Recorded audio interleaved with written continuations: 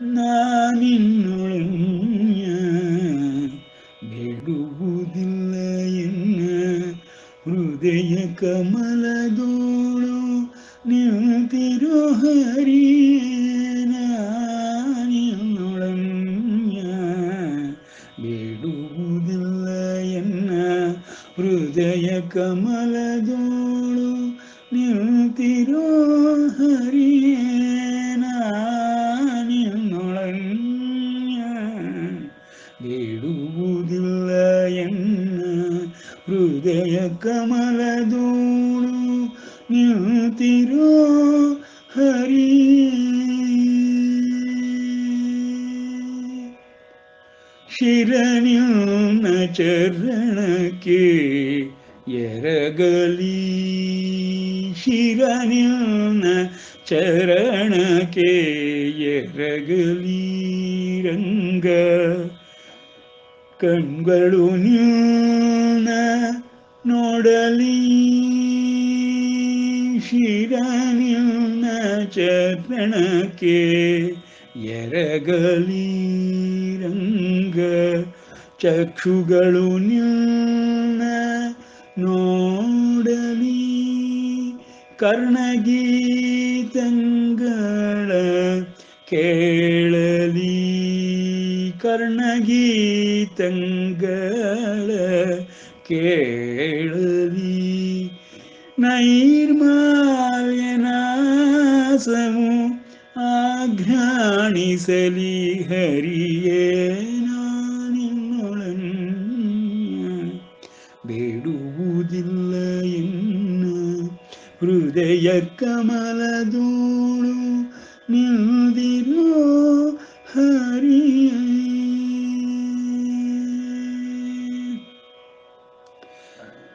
ನಾಲಿಗೆ ನಿನ್ನ ಕೊಂಡಾಡಲಿ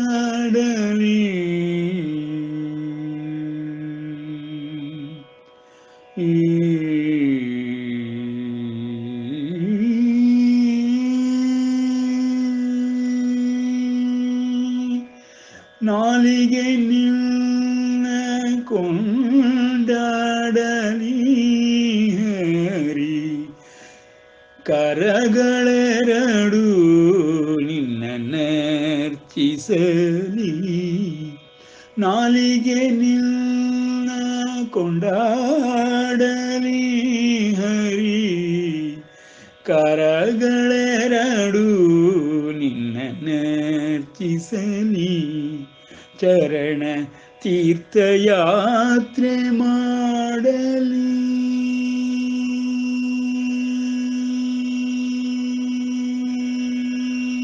ಶರಣ ತೀರ್ಥ ಯಾತ್ರೆ ಮಾಡಲಿ ಅನುಕ್ಷಣ ನಮನ ನಿನ್ನ ಸ್ಮರಿಸಲಿ ಹರಿಯ ಚರಣ ತೀರ್ಥ ಯಾತ್ರೆ ಮಾಡಲಿ ಅನುಕ್ಷಣ ನಮನ ನಿನ್ನ ಸ್ಮರಿಸಲಿ ಹರಿಯ ನಾನಿನ್ನೊಳನ್ಯ ಬೇಡುವುದಿಲ್ಲ ಎನ್ನ ಹೃದಯ ಕಮಲದೋಳು ನಿಂತಿರೋ ಹರಿ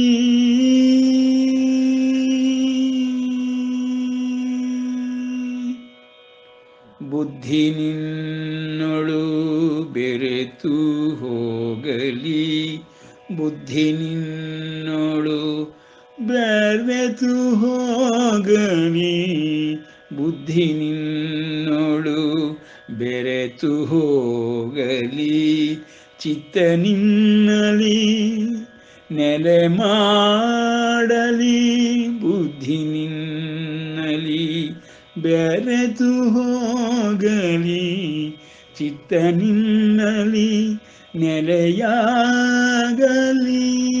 ಭಕ್ತ ಜನರ ಸಂಗ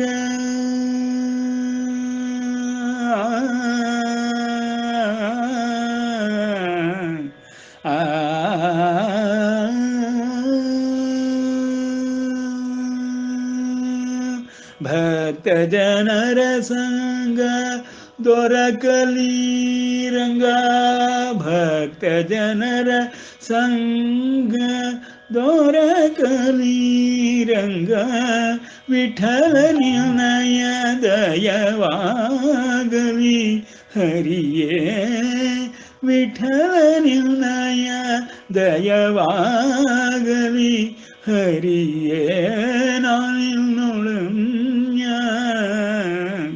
ಬೇಡುವುದಿಲ್ಲ ಎನ್ನ ಹೃದಯ ಕಮಲದೋಡು ನಿಂತಿರೋ ಹರಿ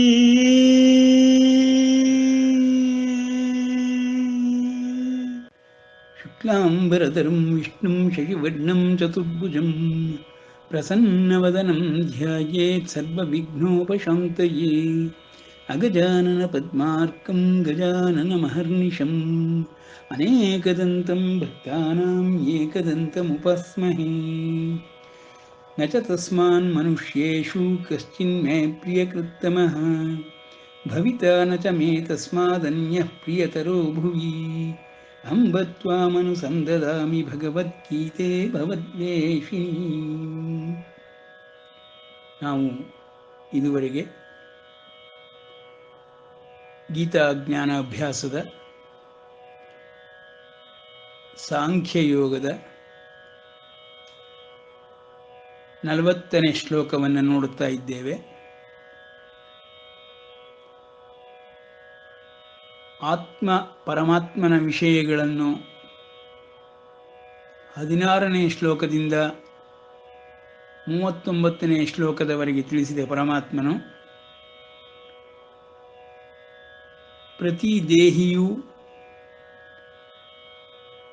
ಸತ್ಯವನ್ನು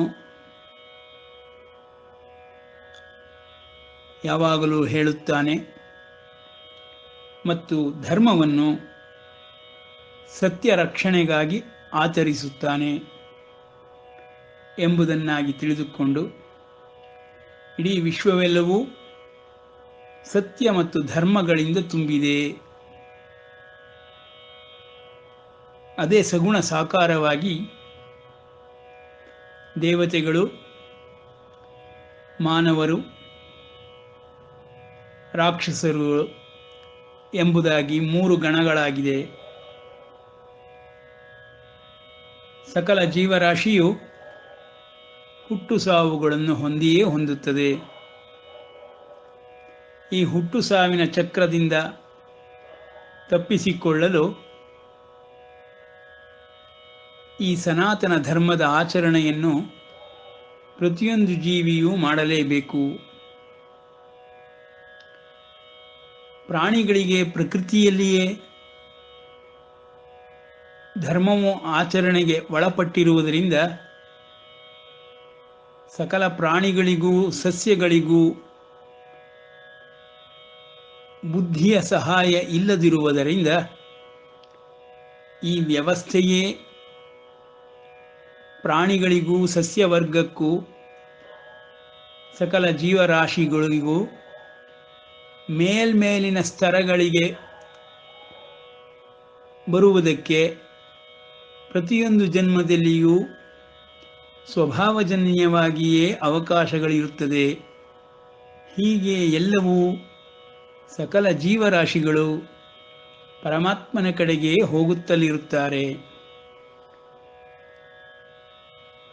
ಹುಟ್ಟು ಎಂಬುದು ಹೇಗೆ ಉಂಟಾಗುತ್ತದೆಯೋ ಹಾಗೆಯೇ ಸಾವು ಎಂಬುದು ಮೇಲಿನ ಸ್ತರಕ್ಕೆ ಹೋಗುವಂತಹ ಒಂದು ಸೋಪಾನವಾಗಿ ಸಕಲ ಜೀವರಾಶಿಗಳಿಗೂ ಸಹಾಯಕವಾಗಿದೆ. ಈ ವ್ಯವಸ್ಥೆಯೇ ಈ ರೀತಿ ಇದೆ. ಆದ ಕಾರಣದಿಂದ ಸಕಲ ಜೀವರಾಶಿಗಳು ಹುಟ್ಟಿ ಸಾಯುವ ನಂತರದಲ್ಲಿ ಮೇಲ್ಮೇಲಿನ ಸ್ತರಗಳಿಗೆ ಧರ್ಮದ ಆಧಾರದ ಮೇಲೆ ಬರುತ್ತಲೇ ಇರುತ್ತವೆ. ಅವುಗಳಿಗೆ ಧರ್ಮವೆಂಬುದು ಸ್ವಭಾವಜನ್ಯವಾಗಿಯೇ ಪ್ರಕೃತಿದತ್ತವಾಗಿಯೇ ಇರುತ್ತದೆ. ಮನುಷ್ಯನಿಗಾದರೋ ಬುದ್ಧಿ ಎಂಬ ಉಪಕರಣವಿರುವುದರಿಂದ ಅವನು ಕರ್ತವ್ಯರಹಿತನಾಗಿಯೂ ಪಾಪಕರ್ಮಗಳನ್ನು ಮಾಡುವವನಾಗಿಯೂ ಅವಕಾಶಗಳಿರುವುದರಿಂದ ಈ ವ್ಯವಸ್ಥೆಯಲ್ಲಿ ಮತ್ತೆ ಮತ್ತೆ ಕೆಳಗಿನ ಸ್ತರಗಳಿಗೆ ಹೋಗುವ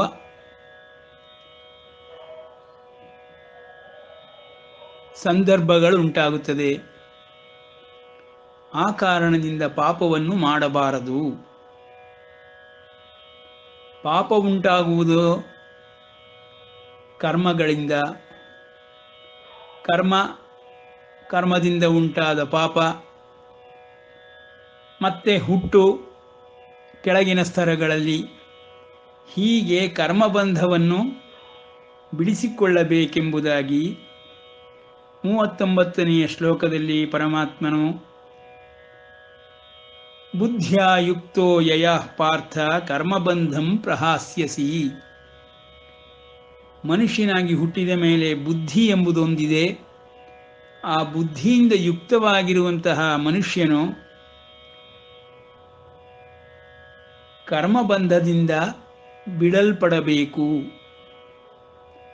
ಆಗ ಮಾನವ ಜನ್ಮದಿಂದ ಮೇಲಿನ ಸ್ತರವಾದ ದೇವತೆಗಳ ಜನ್ಮವನ್ನು ಪಡೆಯುತ್ತಾನೆ, ಸಿದ್ಧನಾಗುತ್ತಾನೆ. ಸಿದ್ಧರಾದ ಮೇಲೆ ಬಹೂನಾಂ ಜನ್ಮನಾಮಂತೆ ಜ್ಞಾನವಾನ್ಮಾನ್ ಪ್ರಪದ್ಯತೆ ಎಂಬುದಾಗಿ ಪರಮಾತ್ಮನು ಸಿದ್ಧರುಗಳು ಜ್ಞಾನದ ಸಂಗದಿಂದ ಪುಣ್ಯಲೋಕಗಳನ್ನು ಹೊಂದಿ ಸಿದ್ಧರು ನನ್ನನ್ನೇ ಬಂದು ಸೇರುತ್ತಾರೆ ಎಂಬುದಾಗಿ ಭಗವಂತನು ಅಭಯವಾಕ್ಯಗಳನ್ನು ಕೊಡುತ್ತಾ, ಅರ್ಜುನ, ನೀನು ಪಾಪ ಉಂಟಾಗುವಂತಹ ಕರ್ಮವನ್ನು ಮಾಡಬೇಡ, ಕರ್ತವ್ಯವನ್ನು ಮಾಡದೇ ಇರಬೇಡ. ಏಕೆಂದರೆ ಕರ್ತವ್ಯವು ಪ್ರತಿಯೊಂದು ಮಾನವನಿಗೂ ಸ್ವಧರ್ಮಾಚರಣೆಯಿಂದ ಉಂಟಾಗುತ್ತದೆ.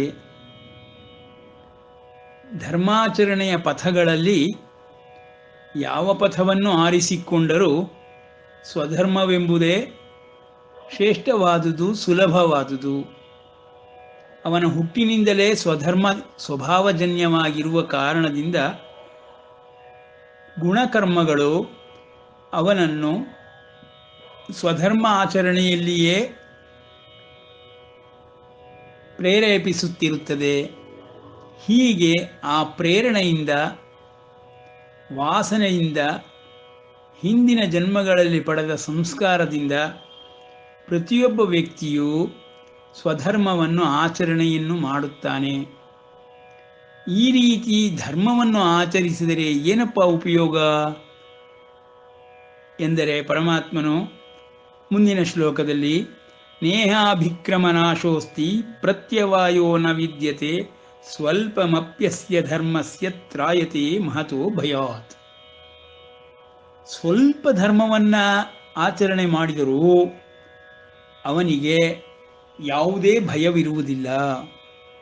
ಎಲ್ಲ ದೊಡ್ಡ ದೊಡ್ಡ ಆಪತ್ತುಗಳಿಂದಲೂ ಕೆಳಗಿನ ಸ್ತರಗಳಿಗೆ ಹೋಗುವಂತಹ ಪಾಪ ಕರ್ಮಗಳು ಎಲ್ಲವನ್ನೂ ದಾಟಿಸಿ ಸ್ವಲ್ಪ ಧರ್ಮದ ಆಚರಣೆಯು ಅವನನ್ನು ಕಾಪಾಡುತ್ತದೆ. ನೇಹಾಭಿಕ್ರಮ ನಾಶೋಸ್ತಿ.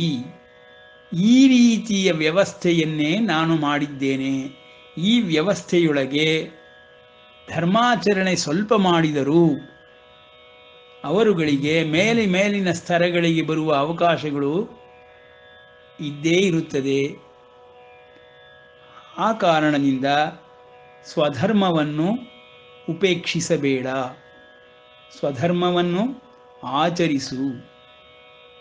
4 ಸ್ವಧರ್ಮವೆಂಬ ಪಥಗಳು ಅವರವರ ಸ್ವಧರ್ಮವನ್ನು ಆಚರಿಸುವುದಕ್ಕಾಗಿ ನನ್ನಿಂದಲೇ ವಿಭಾಗವನ್ನು ಮಾಡಿಕೊಂಡಿರುವಂತಹ ಪಥಗಳು ಮತ್ತು ಅದು ಪ್ರತಿಯೊಂದು ಜೀವನಿಗೂ ಇರುವ ಅವಕಾಶಗಳು. ಆದುದರಿಂದ ಸ್ವಧರ್ಮಾಚರಣೆಯೇ ಸರ್ವಶ್ರೇಷ್ಠವಾದುದು. ಧರ್ಮವನ್ನು ಆಚರಿಸಬೇಕೆಂಬ ಪ್ರಶ್ನೆಯೇ ಬರುವುದಿಲ್ಲ. ಧರ್ಮದಲ್ಲಿ, ಧರ್ಮಪಥದಲ್ಲಿ, ಧರ್ಮದ ಪರಿಧಿಯಲ್ಲಿ ಸ್ವಧರ್ಮಗಳು ಉಂಟಾಗಿದೆ. ಈ ಸ್ವಧರ್ಮಗಳು ಜನ್ಮಾಂತರದಿಂದಲೂ ಅವನನ್ನು ಮೇಲೆ ಮೇಲಿನ ಸ್ತರಗಳಿಗೆ ತೆಗೆದುಕೊಂಡು ಬರುತ್ತಿರುತ್ತದೆ.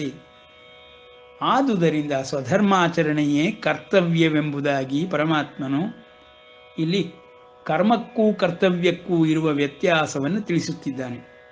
ಇಂತಹ ಒಂದು ಕರ್ಮಕಾರಣ ಮತ್ತು ಕರ್ಮಫಲ, ಈ ಬಂಧ, ಇವುಗಳನ್ನು ತಿಳಿಸುವುದರ ಮೂಲಕವಾಗಿ ವ್ಯವಸ್ಥೆಯು ಮಾಡಲ್ಪಟ್ಟಿದೆ. ಈ ವ್ಯವಸ್ಥೆಯನ್ನು ಯಾರೂ ನಾಶ ಮಾಡಲಾಗುವುದಿಲ್ಲ. ಇದಕ್ಕೆ ನಾಶವೇ ಇಲ್ಲ. ಆ ರೀತಿಯ ವ್ಯವಸ್ಥೆಯನ್ನು ನಾನು ಮಾಡಿದ್ದೇನೆ ಎಂಬುದಾಗಿ ಪರಮಾತ್ಮನು ಇಲ್ಲಿ ದೇಹಿಗೆ ಹೇಗೆ ಆತ್ಮನೊಡನೆ ಇರುವ ದೇಹಿಗೆ ನಾಶವಿಲ್ಲವೆಂದು 15 ಶ್ಲೋಕಗಳಲ್ಲಿ ತಿಳಿಸಿದನೋ, ಹಾಗೆ ಈ ವ್ಯವಸ್ಥೆಯು ನಾಶವನ್ನು ಹೊಂದುವುದಿಲ್ಲ ಎಂಬುದಾಗಿ ವ್ಯವಸ್ಥೆಯ ಬಗ್ಗೆಯೂ ಪರಮಾತ್ಮನು ಅಭಯವಾಕ್ಯಗಳನ್ನು ಕೊಡುತ್ತಿದ್ದಾನೆ. ಸೃಷ್ಟಿಕರ್ತನಾದ ಬ್ರಹ್ಮನ ತಂದೆಯಾದ ಮಹಾವಿಷ್ಣುವು ಕೃಷ್ಣನ ಅವತಾರಿಯಾಗಿ ಈ ಶ್ಲೋಕಗಳನ್ನು ಹೇಳುತ್ತಿರುವುದರಿಂದ ನಾವುಗಳು ಅಭಯವಾಕ್ಯಗಳಾಗಿಯೇ ತೆಗೆದುಕೊಳ್ಳಬೇಕು. ಯಾವ ಭಯಕ್ಕೂ ಕಾರಣವಿಲ್ಲ. ಅದನ್ನೇ ಧರ್ಮಸ್ಯ ತ್ರಾಯತೆ ಮಹತೋ ಭಯಾತ್ ಎಂಬ ಪದದಿಂದ ಪರಮಾತ್ಮನು ಎಲ್ಲರಿಗೂ ಅಭಯವಾಕ್ಯವನ್ನು ಕೊಡುತ್ತಿದ್ದಾನೆ. ಹಾಗಾಗಿ ಪ್ರತಿಯೊಬ್ಬರೂ ಸ್ವಧರ್ಮ ಆಚರಣೆಯ ಮೂಲಕ ತಮ್ಮ ಕರ್ತವ್ಯವನ್ನು ನಿಭಾಯಿಸಿ ಧರ್ಮದ ಪರಿಧಿಯಲ್ಲಿಯೇ ಧರ್ಮಪಥವನ್ನು ಆರಿಸಿಕೊಂಡು ಧರ್ಮಕರ್ಮಗಳನ್ನೇ ಮಾಡುತ್ತಾ ಮೇಲಿನ ಸ್ತರಗಳಿಗೆ, ಪುಣ್ಯ ಲೋಕಗಳಿಗೆ ಕರ್ಮ ಬಂಧದಿಂದ ಬಿಡಿಸಿಕೊಂಡು ಜ್ಞಾನ ಸಂಘವನ್ನು ಪಡೆದು ಪುಣ್ಯ ಲೋಕಗಳಿಗೆ ಹೋಗಿ ಸಿದ್ಧರಾಗುವುದು ಶ್ರೇಯಸ್ಕರವಾದ ಮಾರ್ಗ. ಇದು ಈ ವ್ಯವಸ್ಥೆಯಲ್ಲಿರುವ ರೀತಿ ಎಂಬುದಾಗಿ ಪರಮಾತ್ಮನು, ಈ ವ್ಯವಸ್ಥೆಗೆ ನಾಶವೂ ಇಲ್ಲ, ಯಾವ ಕಾರಣದಿಂದಲೂ ಇದು ಯಾರಿಗೂ ತಪ್ಪುವುದೂ ಇಲ್ಲ, ಆ ಕಾರಣದಿಂದ ದಾರಿ ತಪ್ಪುವ ಪ್ರಶ್ನೆಯೇ ಉದ್ಭವಿಸುವುದಿಲ್ಲ.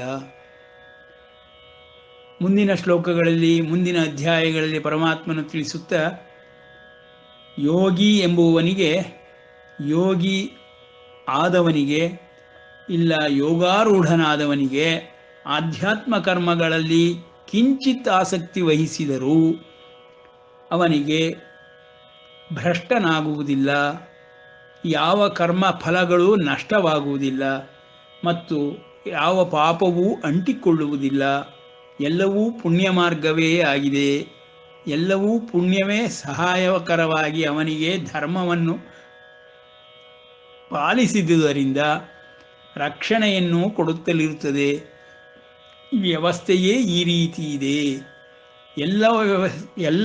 ಎಲ್ಲ ದಾರಿಗಳು ಈ ವ್ಯವಸ್ಥೆಯಲ್ಲಿ ನನ್ನ ಕಡೆಗೆ ಬರುತ್ತಿದೆ ಎಂಬುದಾಗಿ ಪರಮಾತ್ಮನು ಮತ್ತೆ ಮತ್ತೆ ಪುನರುಕ್ತಿಯನ್ನು ಹೇಳುತ್ತಾ ಎಲ್ಲ ಜೀವರಾಶಿಗಳಿಗೂ ಧೈರ್ಯವನ್ನು ತುಂಬುತ್ತಿದ್ದಾನೆ.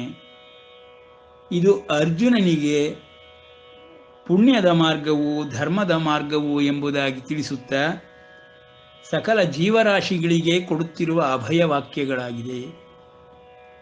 ನೇಹಾಭಿಕ್ರಮ ನಾಶೋಸ್ತಿ ಪ್ರತ್ಯವಾಯೋ ನ ವಿದ್ಯತೆ ಸ್ವಲ್ಪಮಪ್ಯಸ್ಯ ಧರ್ಮಸ್ಯ ತ್ರಾಯತೆ ಮಹತೋ ಭಯಾತ್.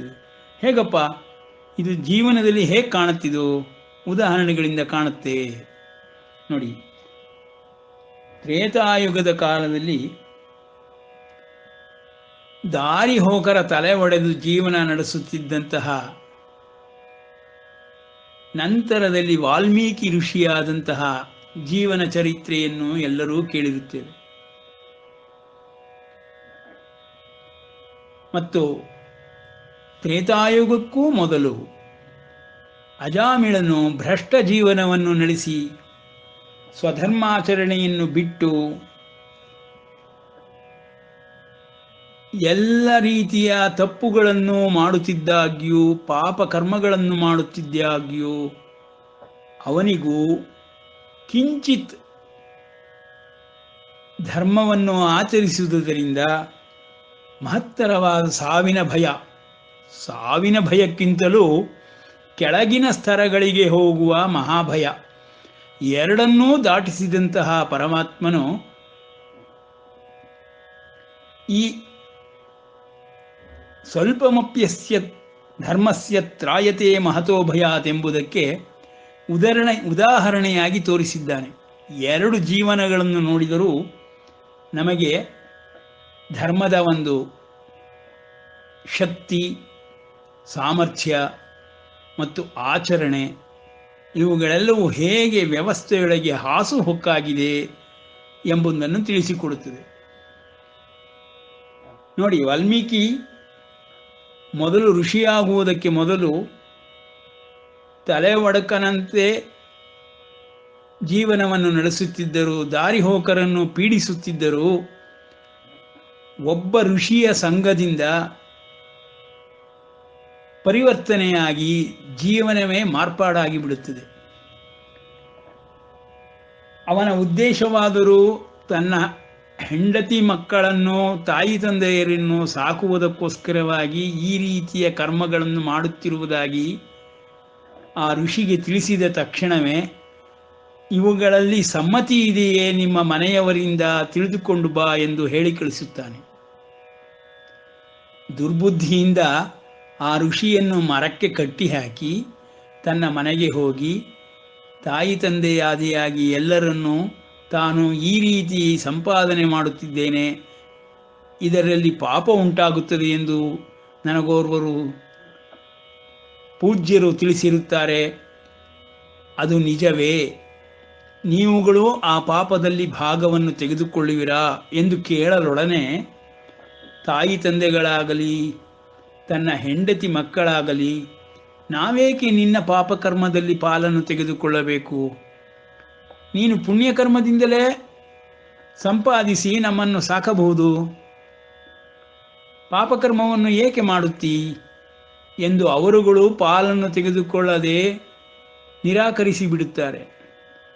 ಆಗ ಅವನಿಗೆ ಜ್ಞಾನೋದಯವಾಗಿ, ನಾನು ಮಾಡುತ್ತಿರುವಂತಹ ಈ ಪಾಪ ಕರ್ಮಗಳಿಂದ ಯಾವ ಧನಾರ್ಜನೆಯೋ, ಅದು ದ್ರವ್ಯ ಸಂಪಾದನೆಯೋ, ಅದು ತಪ್ಪು ಮಾರ್ಗವೆಂದು ತಿಳಿದ ಒಡನೆಯೇ ಆ ಋಷಿಗೆ ಶರಣು ಬಂದು ತನಗೆ ಉದ್ಧಾರವಾಗುವ ಮಾರ್ಗವನ್ನು ತೋರಿಸೆಂದು ಬೇಡಿಕೊಳ್ಳುತ್ತಾನೆ. ಹೀಗೆ ಆ ಋಷಿಗಳಿಂದ ಉಪದೇಶಿಸಲ್ಪಟ್ಟ ಒಂದೇ ಒಂದು ಮಂತ್ರವನ್ನು ನಿರಂತರವಾಗಿ ಜಪಿಸಿ ತಪಸ್ಸನ್ನು ಆಚರಿಸಿ ತನ್ನ ದೇಹದ ಮೇಲೆ ಹುತ್ತಗಳು ಬೆಳೆದಾಗ್ಯೂ ಅದರ ಪರಿವೆಯೇ ಇಲ್ಲದ ರೀತಿಯಲ್ಲಿ ಪರಮಾತ್ಮನನ್ನು ಬ್ರಹ್ಮಪ್ರವೇಶವನ್ನು ಮಾಡುತ್ತಾನೆ, ಪರಮ ಪದವಿಯನ್ನೇ ತಲುಪುತ್ತಾನೆ. ಆಗ ಬ್ರಹ್ಮನಿಂದ ವರವನ್ನು ಪಡೆದುಕೊಂಡು ವಾಲ್ಮೀಕಿ ಋಷಿ ಎನಿಸಿಕೊಳ್ಳುತ್ತಾನೆ. ಒಂದೇ ಒಂದು ಸ್ವಲ್ಪ ಧರ್ಮದ ಆಚರಣೆ ಆ ಋಷಿಮುನಿಯ ಸತ್ಸಂಗದಿಂದ ಉಂಟಾದುದರಿಂದ ಅವನು ಪಾಪಕರ್ಮಗಳನ್ನು ಮಾಡುವುದನ್ನೂ ನಿಲ್ಲಿಸಿಬಿಟ್ಟನು. ಅದುವರೆಗೆ ಮಾಡಿದಂತಹ ಪಾಪಕರ್ಮಗಳೆಲ್ಲವೂ ಸುಟ್ಟು ಭಸ್ಮವಾಗಿ ಹೋಯಿತು. ಅದನ್ನೇ ದಾಸರು ತಮ್ಮ ಪದಗಳಲ್ಲಿ ಕೆಟ್ಟ ಕಿರಾತನ ಪಾಪದ ಬೆಟ್ಟವ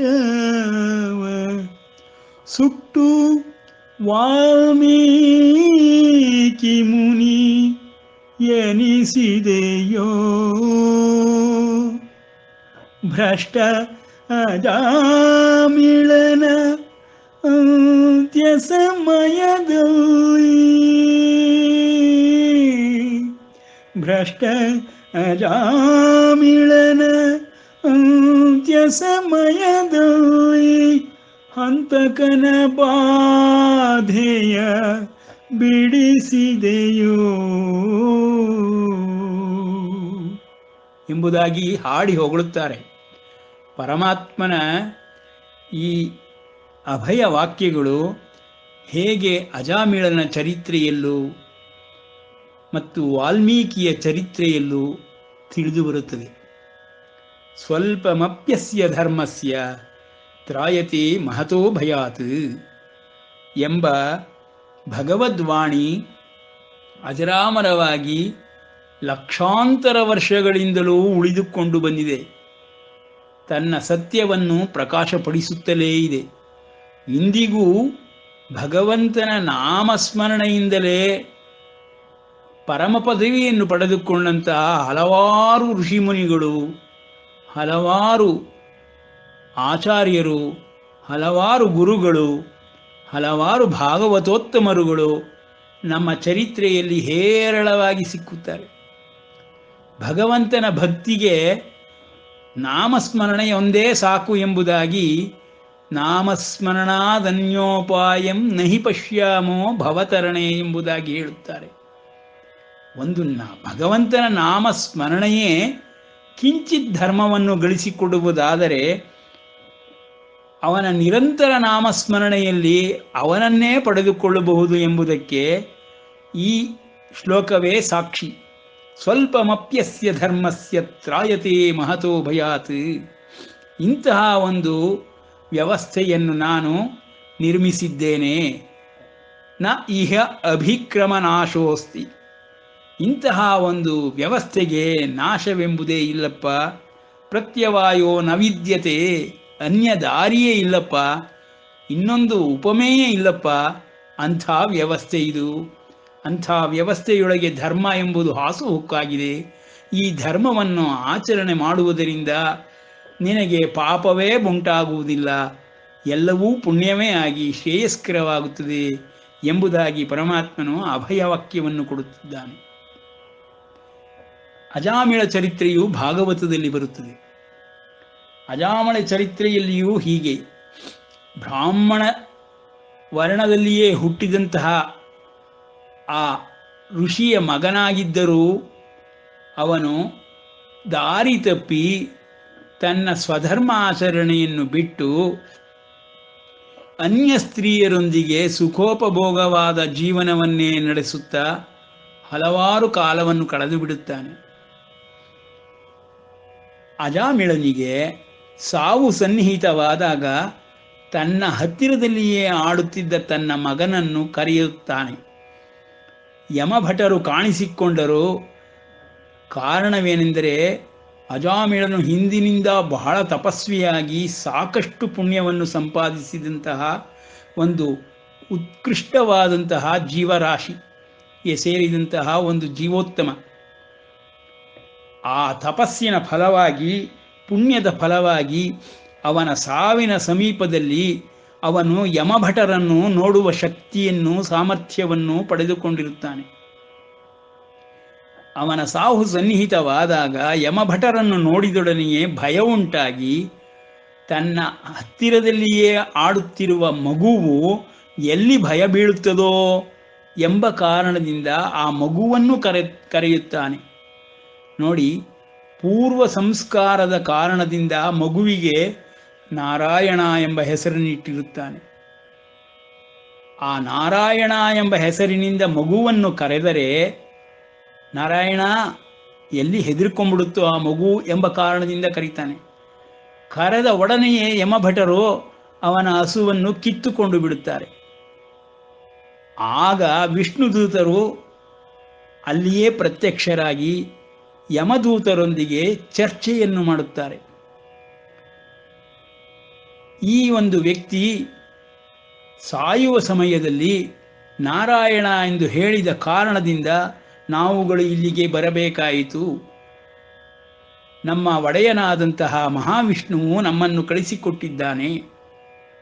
ನೀವುಗಳು ತೇಜಃಪುಂಜರಾಗಿ ಕಾಣಿಸುತ್ತಿದ್ದೀರಿ. ನಿಮ್ಮ ಒಡೆಯನಿಗೆ, ಧರ್ಮಪ್ರಭುವಾದ ಯಮಧರ್ಮನಿಗೆ ಹೋಗಿ ಹೇಳಿ, ಈ ರೀತಿ ವಿಷ್ಣುದೂತರು ಬಂದು ಅವನನ್ನು ಕರೆದುಕೊಂಡು ಹೋಗಿಬಿಟ್ಟರು ಎಂಬುದಾಗಿ. ಯಮಧರ್ಮನಿಗೆ ಎಲ್ಲವೂ ತಿಳಿದಿದೆ, ಅವನು ಒಪ್ಪಿಕೊಳ್ಳುತ್ತಾನೆ ಎಂದು ಹೇಳಿ ಯಮಭಟರಿಂದ ಅವನನ್ನು ಬಿಡಿಸಿಕೊಂಡು ಆ ಹಸುವನ್ನು ತೆಗೆದುಕೊಂಡು ಹೋಗಿಬಿಡುತ್ತಾರೆ ವಿಷ್ಣುದೂತರು. ಈ ಚರಿತ್ರೆ ಭಾಗವತದಲ್ಲಿ ಬರುತ್ತದೆ. ಇಲ್ಲಿ ಕಥೆಗಿಂತ ತತ್ವ ಬಹಳ ಮುಖ್ಯವಾಗಿದೆ. ಏನಪ್ಪ ತತ್ವ ಎಂದರೆ, ಒಮ್ಮೆ ಸಾಯುವ ಕಾಲದಲ್ಲಿ ಅವನ ನಾಮವನ್ನು ಸ್ಮರಿಸಿದ ಕಾರಣದಿಂದಲೇ ಭಾವ ಉತ್ಪತ್ತಿಯಾಗದಿದ್ದಾಗ್ಯೂ, ಮಗುವೇ ಭಾವದಲ್ಲಿ ಇದ್ದಾಗ್ಯೂ, ಮಗುವಿನ ರಕ್ಷಣೆಗಾಗಿ ಮಗುವನ್ನು ಕರೆದಾದಾಗ್ಯೂ ಆ ನಾಮಕ್ಕಿರುವ ಬಹಳವಾದ ಶಕ್ತಿಯಿಂದ, ಆ ಸಾಮರ್ಥ್ಯದಿಂದ ನಾರಾಯಣ ಎಂಬ 4 ಅಕ್ಷರಗಳು ಅಜಾಮಿಳನನ್ನು ಮಹಾಭಯದಿಂದ ತಪ್ಪಿಸಿಬಿಡುತ್ತದೆ. ಮತ್ತೆ ಹುಟ್ಟುವ ಅವಕಾಶಗಳನ್ನೇ ನಾಶ ಮಾಡಿಬಿಡುತ್ತದೆ.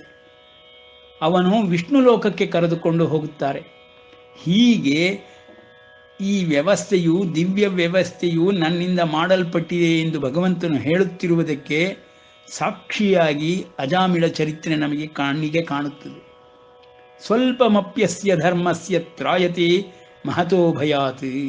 ಮುಂದಿನ ಅಧ್ಯಾಯಗಳಲ್ಲಿ ಪರಮಾತ್ಮನು ಪ್ರಾಣ ಹೋಗುವ ಸಮಯದಲ್ಲಿ ಯಾರು ನನ್ನನ್ನು ಭಾವದಿಂದ ಸ್ಮರಿಸುತ್ತಾರೋ ಅವರಿಗೆ ನನ್ನ ಲೋಕಗಳೇ ಸಿಕ್ಕುತ್ತದೆ ಎಂಬುದಾಗಿ ಅಭಯವನ್ನು ಕೊಡುತ್ತಾನೆ. ಆ ಅಭಯಕ್ಕೆ ತಕ್ಕಂತೆ ಅಜಾಮಿಳನು ಭಾವವಿಲ್ಲದಿದ್ದಾಗ್ಯೂ ಮಗುವನ್ನೇ ಮನಸ್ಸಿನಲ್ಲಿಟ್ಟುಕೊಂಡು ನಾರಾಯಣ ಎಂಬ 4 ಅಕ್ಷರಗಳನ್ನು ಹೇಳಿದೊಡನೆಯೇ ಆ ಅಕ್ಷರಗಳಿಗಿರುವ ಶಕ್ತಿ, ಸಾಮರ್ಥ್ಯಗಳು ಅವನನ್ನು ಮಹಾಭಯದಿಂದ ಕಾಪಾಡುತ್ತದೆ. ಆ ನಾರಾಯಣ ಎಂಬ 4 ಅಕ್ಷರಗಳು ಮಹಾವಿಷ್ಣುವಿನ ನಾಮವಾದುದರಿಂದ ಸಕಲ ಶಕ್ತಿಯೂ ಅದರಲ್ಲಿ ತುಂಬಿರುತ್ತದೆ. ಆ ಶಕ್ತಿಯನ್ನು ಧರ್ಮವೆಂಬುದಾಗಿ ನಾವು ಹೇಳುತ್ತೇವೆ. ಆ ಕಾರಣದಿಂದಲೇ ಧರ್ಮಸ್ಯ ಪ್ರಭುರಚ್ಯುತಃ ಎಂಬುದಾಗಿ ನಮ್ಮ ವೇದಗಳಲ್ಲಿ, ಉಪನಿಷತ್ತುಗಳಲ್ಲಿ ಪ್ರತಿಪಾದ್ಯವಾಗಿರುವುದು. ಈ ಒಂದು ಉದಾಹರಣೆಯ ಮೂಲಕವಾಗಿ ಈ ಸ್ವಲ್ಪಮಪ್ಯಸ್ಯ ಧರ್ಮಸ್ಯ ತ್ರಾಯತೆ ಮಹತೋ ಭಯಾತ್ ಎಂಬ ಅಭಯವಾಕ್ಯವನ್ನು ಮನಸ್ಸಿನಲ್ಲಿಟ್ಟುಕೊಂಡು ಪ್ರತಿಯೊಬ್ಬರೂ ಕಲವು ಸಂಕೀರ್ತ್ಯ ಕೇಶವಂ ಎಂಬಂತೆ ಕಲಿಕಾಲದಲ್ಲಿ ಅವನ ನಾಮಸ್ಮರಣೆಯೇ ಸರ್ವಶ್ರೇಷ್ಠವಾದ ಮಾರ್ಗ. ಜಪವಾಗಲಿ, ತಪವಾಗಲಿ, ಯಾವ ಯಜ್ಞ ಯಾಗಾದಿಗಳಾಗಲಿ ಮಾಡಲಿಕ್ಕೆ ಆಗದಿದ್ದರೂ ನಾಮಸ್ಮರಣೆಯೊಂದನ್ನು ಮಾಡುವ ಅಭ್ಯಾಸವನ್ನು ಬೆಳೆಸಿಕೊಂಡರೂ ಸ್ವಲ್ಪಮಪಿ ಧರ್ಮಸ್ಯ ತ್ರಾಯತೆ ಮಹತೋ ಭಯಾತ್ ಎಂಬುದು ಸತ್ಯವಾಕ್ಯವಾಗಿ ಪರಿಣಮಿಸಿಬಿಡುತ್ತದೆ. ಇದಕ್ಕೆ ವಾಲ್ಮೀಕಿ ಮತ್ತು ಅಜಾಮಿಳನ ಚರಿತ್ರೆಯೇ ಸಾಕ್ಷಿ ಎಂಬುದಾಗಿ ಇಲ್ಲಿಗೆ ಇಂದು ನಿಲ್ಲಿಸಿರೋಣ. ಶ್ರೀಕೃಷ್ಣಾರ್ಪಣಮಸ್ತು.